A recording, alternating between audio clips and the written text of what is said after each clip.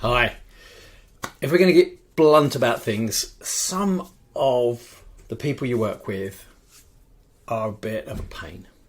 Now, it's not something we tend to want to say out loud, but it's true, isn't it? We all know that some of the people we work with are just difficult to work with. And that also includes, and sometimes it's especially true of, some of the best people. And you want to hire the best people very much because they are really talented. They help you, solve your problems and hit your goals. And that's why you hire these people. And you hire these people who are really talented because they think differently. They behave differently. I was watching a great video of two really well-known business advisors go through and dissect some entrepreneurs or business leaders' problems. And the way that they took a problem, looked at it differently, and span out some answers that had everyone in the audience just going, how do they think of that? Well, that is the sort of person you really want to have in your company or in your team. Maybe you may be really good at that. But it doesn't necessarily mean that you're easy to work with. And these two people, they're not easy to work with. They are incredibly direct. They're incredibly forceful, challenging. And that's because they are very, very focused on what they like to do. They're very good at it.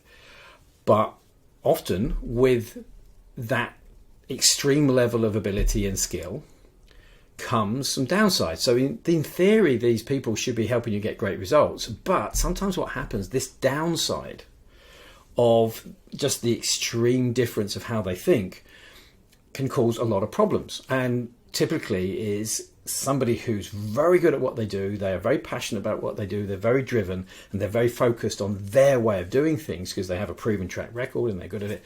Often means that they don't play nicely with other people in the sandpit. Sometimes people who are incredibly good systems and processes and their technical knowledge are not very good with people. So we work with this all the time. Our clients ask us for help on this all the time. I have an example with a very senior person in a very, very big company who has a manager who is terrible with people, but brilliant at what they do. Their work ethic is amazing, their skills and their knowledge is amazing, they create amazing results, except they're so bad with people, their turnover of people is colossal, way above the rest of the company average. So this is what I'm talking about. Some of the best people also can cause a lot of problems. And the thing to think about when you think about this is that this is just normal. And sometimes the more talented people you hire, the better the people you hire, the more this happens. So this is very, very normal. But what do you do about it? So we mentor leaders, managers, and how to manage these valuable people, but who are sometimes problematic because they need to be able to fit in with the rest of the team. They need to be able to do the things that the rest of the company needs. But we still need them to be brilliant. We still need them to be valuable. And here's the interesting thing, and it's the thing that's not spoken about very much, is that it's found at every level. When a business leader contacts us and says, hey, I've got a need for my leaders and managers to be better at what they do, because they're great people, they're great with the technical skills, but we're growing fast, we need to organise and get the best of our people because we're losing control of the systems and processes, really normal leadership and management stuff. They often then talk about somebody that they personally have a huge problem working with. And the interesting thing is, when we're talking to business owners or C-suite, they often talk about their peers. They often talk about their boss. And the amount of times I have people I'm mentoring and working with, that they talk about, how the hell do I handle my boss? They're brilliant, but they're a nightmare to work with. And I need to get over to them. They need to influence them on how to listen to and help, give them resources and the time and things they need to implement what their boss actually wants, but the boss is possibly so chaotic in the way they work. They're so fast moving in their brain, but nailing them down to actually make a decision is a nightmare. So it happens at all levels. We often think about some really talented people in the team, and we work with the management of that team, that manager of the team, to help them have the better skills to be able to handle these sort of people. But it happens at every level, I promise you, at every level. Sometimes the business leader says, I've got this really great director. I've got this really, really great director. But they just cause chaos with other functions. So they're great at what they do, but they don't play with other people. They're not team orientated with the rest of the team. And this happens in every level of teams. So if you were to think about who is really good, but also just difficult to manage, control, lead, guide, and who doesn't necessarily work with other people, who doesn't follow deadlines because deadlines are just not relevant to them because there's been a genius over here. It happens in sales a lot. It happens in leadership. It happens right the way across. It's a very common problem.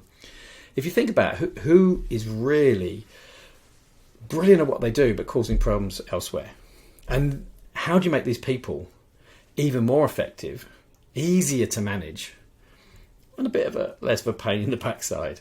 And this is what we do. But so it's a very fixable problem. It usually comes down to the skills to be able to adapt your leadership and management style so this person wants to follow your way of doing things while still being really, really, really good at what they do.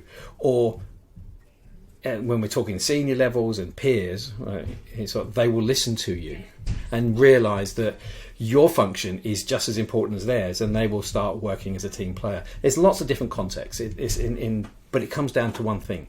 It's the skill usually of the person who has to influence, manage, lead this person, whatever level, that we often don't have. And what we do is we mentor you and your people on how to do this in real-time situations. This is not like a training course where you have to learn information and work out how to apply it. This is, hey, Stephen, I've got this situation right now. This person, they're struggling, they're highly stressed, or they're causing conflict. How do I deal with this? So if that sort of rings a bell, because we all have to work with people who are brilliant at what they do, but sometimes it cause a lot of problems, then ask us how. Let's discuss your situation. Just pop us over a message, inquiries@certainchange.co.uk, call the office and just tell us about the situation that you've got, and we'll give you the best way of approaching it and the best solution. So I hope this has been useful to you. Please get in touch, because these people are often the lifeblood of what makes your business successful, but sometimes they can cause a lot of damage. As I said, my client has got a phenomenally good person who causes a lot of people to leave when they don't need to. So this is really common, and we can help you deal with it. So please get in touch, and we'll love to kick through and look at the right sort of solution that's perfect for your situation. Anyway, thanks for your time, and I hope to speak to you soon.